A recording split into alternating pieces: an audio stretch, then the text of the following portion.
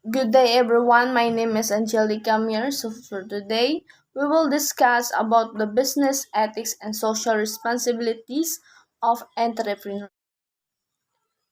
The learning objectives of this lesson is define what is business ethics, discussing the important factors influencing ethical behavior and the classification of ethical issues facing entrepreneurship.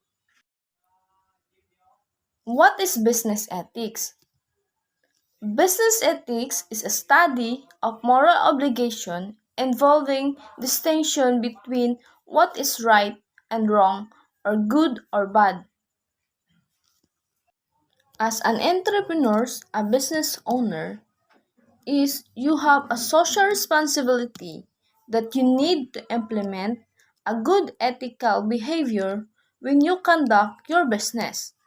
Also, entrepreneurs adopt a general rule of the society. The ethical behavior required for entrepreneurs determined by the following. First is the public. As a business owner, you should always practice a good ethics in order to prevent or to avoid unethical behavior in your business or to avoid a bad image of your business into the eye of the public. Second is the interest groups like Society Prevention of Cruelty of Animals. So as a business owner is dapat na kay interest nga mo appeal or mo join ka ng mga particular groups sa about of society prevention because ikaw nga business owner is dako kay impluwensya nga makatabang sa mga prevention sa para sa mga society preventions. Example of that is the cruelty of animals, no? So, a simple nga mag-donate lang ka dito sa mga organization nga naga-take care sa animals is dako nakiktabang sa ilaha and it is an act of a good ethics and so simple pod nga pamaagi nga pagtanom o mga trees is naka-protect na ka sa wildlife sa atong environment. And the third is business organization. So as a business owner is you have a responsibility, no, a big responsibility in your organization. Kay tungod business owner ka, ikaw ang mudala sa imuhang employee sa pamalakan sa imong employee, sa dagan sa imong negosyo, sa concern sa imong customers, sa imong product nga gipangbaligya. Dapat sa imong negosyo nga gihimo or sa organization nga imong gitukod is maka-build ka og teamwork between your employees o sa imo nga business owner. Kay ang business is mura ra na siya og nag-drive ka sa imong sariling sakyanan. Nung nga ikaw driver is kung wala kay seminar, daghan kag mga violation sa kasada nga nalabag, bugaong kay ka mo drive, wa kay disiplina, is naa jud chance nga ma-disgrasya ka or ma-aksidente ka ngadto sa ulahi. So pareha po na siya sa business, no? Kung ikaw nga business owner, kung daghan kay kang mga unethical behavior nga ginalabag, dili maayo imong paki-communicate sa imong mga employees dira sulod sa imong organization is dako pong posibilidad nga malugi or manghawa na imong mga negosyo kay tungod di naganahan ang mga tao sulod sa imong organization. And lastly, the individual personal morals and values. So as an entrepreneurs, behind the successful entrepreneurs is bitbit nila ang moral o values no sa ilahang negosyo. Kay kung ikaw business owner ug maayo ka modala og kanang imong trabahante maayo imong treatment sa ilahang napakitaan nimo sila og good ethical behavior no sulod sa imong negosyo is kanang ganahan pud mo lihok ang imuhang mga employees no ganahan sila mo kanang molihok kay tungod maayo man ka nga pagka-business owner ug dapat ikaw nga business owner is tagaan gyud nimo og value ang imuhang mga employees sulod sa imuhang organization o sulod sa imuhang business nga gitukod. Okay, let's move on to the next topic. So we are now to the factors influencing ethical behavior. Ethical behavior, whether by a person or business entity, is influenced by any or combination of the following. Following depends on the situation. For example, in reward system, so each employee has a difference or each individual has a differences. So, ikaw nga business owner, kung ikaw na kay gipalabi nga amigo or friends or relatives, no, sa imuhang kuan sa imong negosyo which is gipromote nimo siya miskan man ang iyang performance is dili good no dili siya molihok siya pero dili siya good then naapay mas deserving sa iyaha nga dapat ma-promote then kato imong friends kay gihatagan man to nimo promotion which is loss kay to nimo nga as a business owner kay instead of kato ang dapat na matagan og reward or promotion tong employees nga kanang nagtarong jud og trabaho good kay ang performance sa workplace then no absences then pugihan kay siya molihok sa imuhang establishment sa imuhang negosyo ug maasahan kay nimo kay tungod lang friends lagi mo atong isa ka employee na-promote nimo siya while nga wala ka nagtan-aw sa isa ka employees nga grabe yang effort, grabe yang kuan para lang ma-provide niya ang imong ginapangayo nga kuan as an employee nimo. No, so which is loss jud kay ito nimo kay tungod kani si employee nga maayo kayo performance is dapat ma-motivate pa ni siya nga mas tarungon pa gyud niya iyang trabaho kay tungod na-promote siya og mas dako pa na siya og ma-contribute if natagaan nimo siya gigayon nga ma-promote kay tungod ma-motivate siya trabaho kay tungod nalipay siya nga na-promote siya sa imong negosyo into the high no kanang na-promote siya sa taas nga posisyon. Then so dira pa lang nga scenario is nakalabag na ka og unethical behavior sa imuhang business kay tungod lang sa katong employee nga friend nimo or pamilya nimo. So dapat ikaw nga kuan business owner is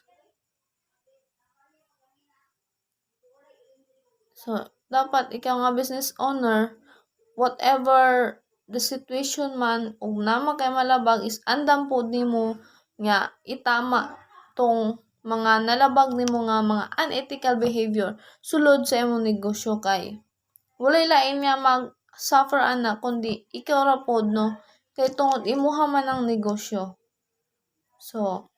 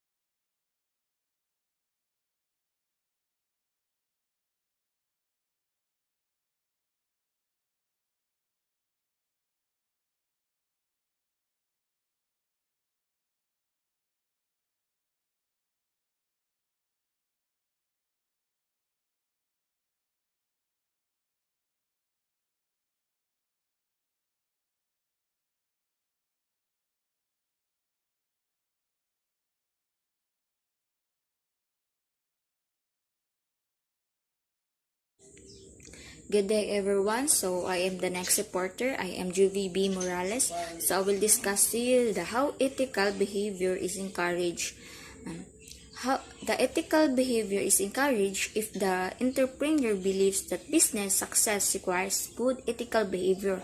His concern will be encourages people to adopt good ethical behavior. So this is the most important if you are a business owner. If to have a good behavior to your employees para successful ang imong business, because success is not all about the money that you have. Unsaon man nimo nang daghan og kwarta kung maot kag batasan.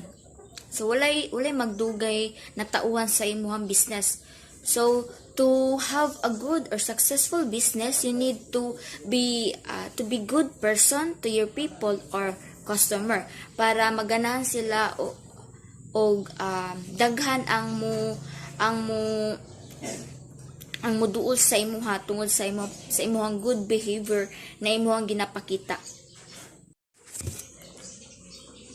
So there are certain ways to encourage ethical behavior among employees. These are the following.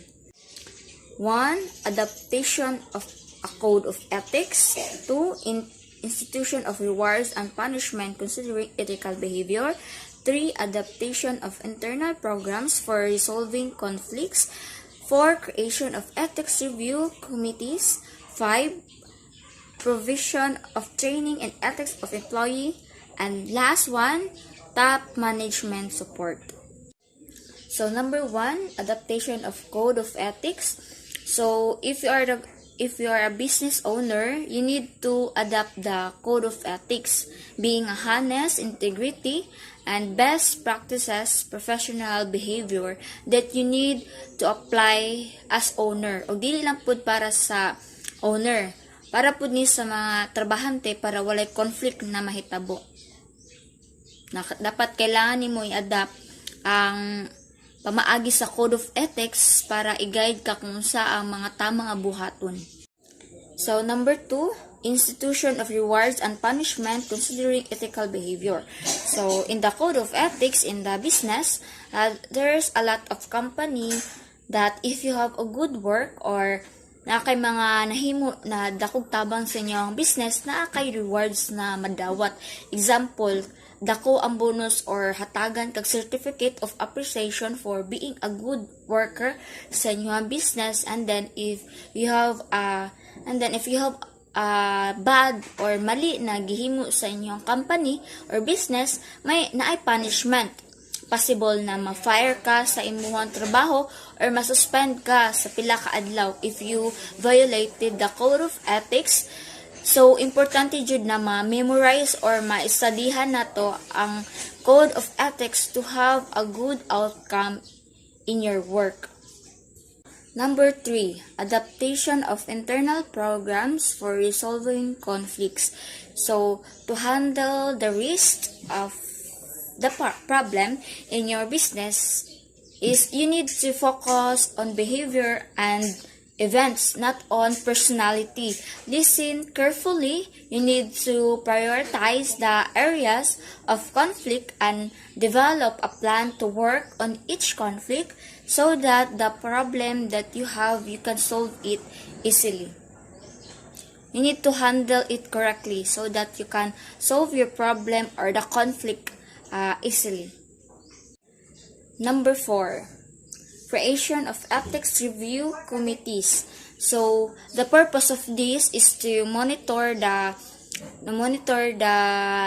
distribution of understanding of the code of business conduct within the group, provide recommendation concerning ethical issue, draw attention to risks associated with the individual behavior that fail to abide by principles described in the Code of Business Conduct.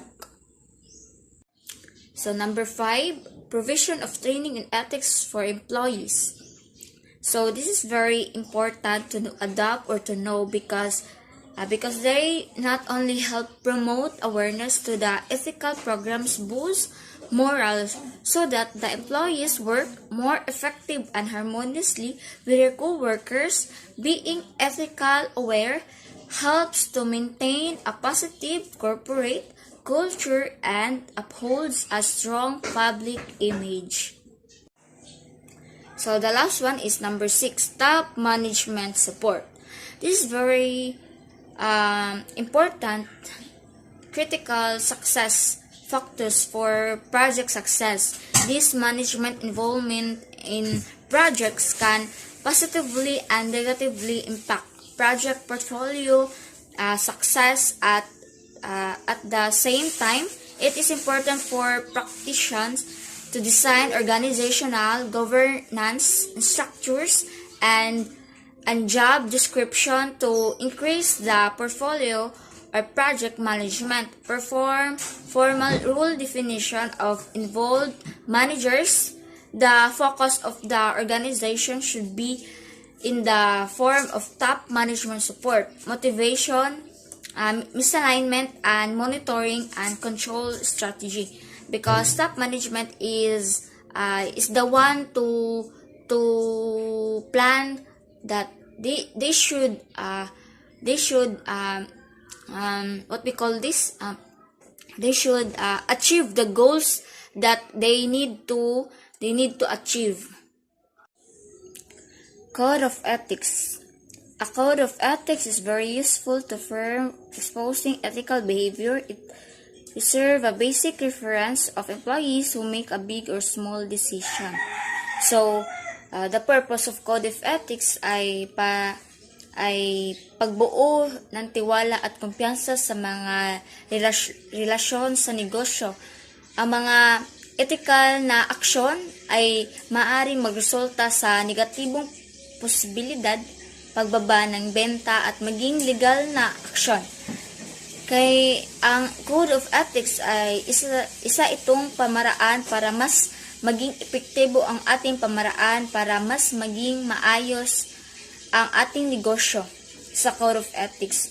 So, naay duha ka pamaagi para mas epektibo ang pagsunod sa Code of Ethics. So, they have two. Code of ethics can be made effective if the following requirements are met. So, number 1 is it should refer to specific analytical practices like receiving gifts, avoiding warranty claims, making functions claims, among others. So, sa Code of Ethics, dili jud ethical na buhaton ang pagdawat sa mga regalo, but giving and receiving gifts are normal part of doing in a business. But this area where a lot of analytical situation may arise if you do not obey by strict standards and know exactly where you boundary are. So, mga anak ka dapat kabalo ka sa imong boundary para dili misunderstand sa imong coworkers o sa imong business ang mga ingon anak nga butang. Number 2, it must be supported by the top management. Support comes in various forms such as providing sufficient funds for its implementation and assigning specific employees to handle ethical infractions of other employees and the like. Ethical behavior of personnel occurs only when the entrepreneur develops a code of ethics and successfully implement it. So, top management is made up a senior level executive of an organization. For those positions that hold the most responsibility, the top management is responsible for setting the overall direction of a company and making sure that major organization objectives are achieved. Their leadership role can extend over the entire organization for specific divisions such as finance, marketing, human resources, or operations that they should support the top management. Because kung wala top management, unsaon nila pag-apply or mas successful ang ilang pag-implement sila mga plans or goals nga dapat nila buhaton to achieve the successful business. So importante jud ang support sa top management para ang ihang mga tauhan is maganahan pud sila mo trabaho. Kay dili na sila katrabaho kung wala top management. Okay, thank you. So, good day everyone, especially to you, ma'am. By the way, I am Melody Verona. So, let's proceed to the next topic, which is ethical issues facing entrepreneurs. So, there are three ethical issues: the relations with customers, the relations with personnel and employees, and the relations with business associates. So, let's go back to the first issues, which is the relations with customers. So, for example, lain-lain man jud ang ugali sa mga entrepreneur na yung mga tikasan sa timbangan imbis na mupalit ka og isa ka kilo na karne, ang imong madawat kay 1/2 ra na karne. Unya, singgit-singgitan pa jud ka. Naapoy uban masuko og dili nimo paliton ang ilahang paninda or motan-aw-tan-aw lang ka sa ilahang paninda. Ang uban pod kay nagbayad na ka og 50 tapos maro kaayo kay gitago imuhang 50. Unya, ingnon lang ka nga 20 ra imuhang gihatag para sa ilaha tanan ang sukli. So, when ethical abuses are committed, the most probable victims are customers.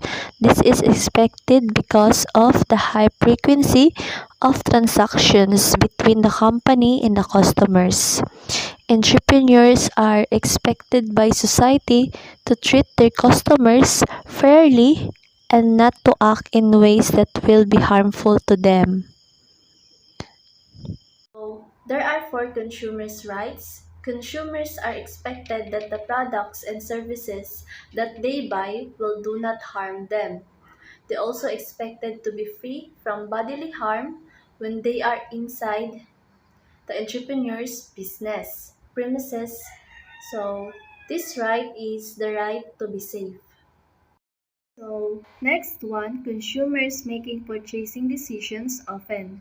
The quality of their decisions, however, will depend on whether or not they are properly informed. So, these rights are the rights to be informed. So, next one, firms that intended to adhere to business ethics should strive to protect consumers' right to choose what products and services they need and intend to purchase. So, this right is the right to choose.